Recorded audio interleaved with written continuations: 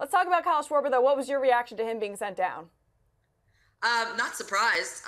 Maybe it should have happened a little while ago, but this is what we have to remember is that Kyle Schwarber has not a lot of time in the major leagues, and often young hitters struggle when they're first breaking through. Kyle Schwarber's situation is different because he missed all of last season, and then he comes back to be a hero in the World Series. So we just assume that he's going to pick up where he left off, and that he's not going to have any struggles, any problems, and he's just going to be able to adapt to the major leagues. And that's not really the way it works. And some of the best hitters in our game, both past and present, have been sent down, including Mike Trout at the very early stages of his career.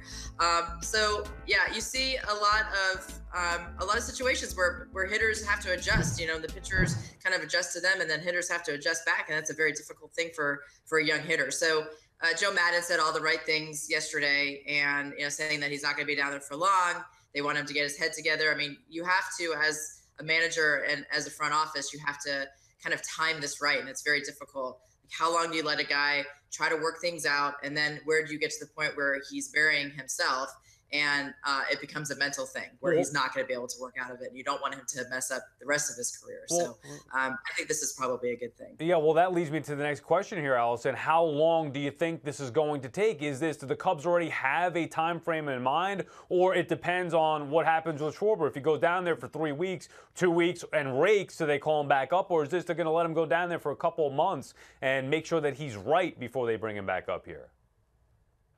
Yeah, it sounded, I mean, from the comments that was made, it sounded like it wasn't going to be that long. I mean, what they actually have planned, if that's different, I don't think that they're going to really let us know about that. But I can see it being like a few weeks, and it also depends on how the Cubs do in his absence. Quite frankly, if they go on some kind of roll and they go on a tear, they have a lineup that's working, and they don't need him, sadly enough for Kyle Schwarber, then he could stay down there for a little bit longer if other guys are stepping up in his absence. So, it all remains to be seen. I mean, they kind of leave it open-ended for that reason, because you don't want it in Schwarber's head, like, okay, I got 3 weeks to get this thing together, I'm going to be down there the whole season.